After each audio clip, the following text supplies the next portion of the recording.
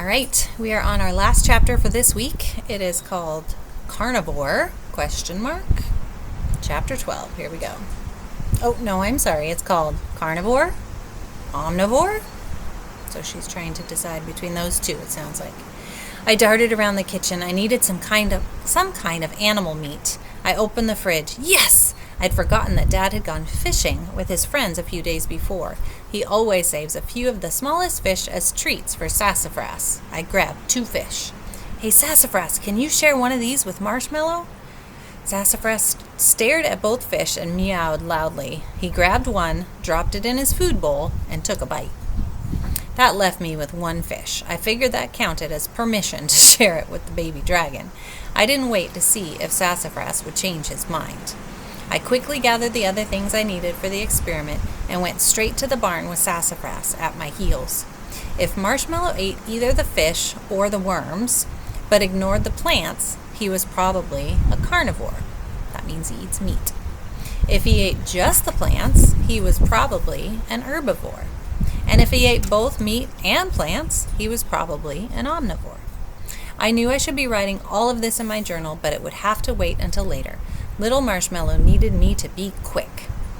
He was still lying there, slumped on the ground and barely awake. I didn't think he'd make it over to the plate, so I put them all right in front of him. Sassafras meowed and stared at the fish longingly. I picked him up and petted him. It gave my nervous hands something to do. I waited. Nothing happened. Little Marshmallow was too weak. I snuggled Sassafras and tried to think. What could I do? Maybe I should put the food right up to his mouth. I dangled some worms in front of him, and they wiggled a little. Want a little taste? Marshmallow took a lick and then laid his head back down. I tried the same thing with each of the other foods. He gave them all 1 lick, but he didn't eat any of them. I sat on the ground and put my head in my hands. I couldn't even watch anymore. Then I heard a sound. I looked up to see Marshmallow crawling over to the fish. He swallowed the whole thing in 1 gulp. Then he tucked his tail under his head and closed his eyes and went to sleep. I crossed my fingers and toes that the fish and the nap would do the trick. It was breaking my heart to see little Marshmallow so sick. Sassafras bumped my chin with his head and purred. He could tell I was super worried about Marshmallow. I decided to read through the rest of the reptile book, just in case there was something I'd missed. Sassafras curled up in my lap like a warm, rumbling blanket as I read. That's it for this week.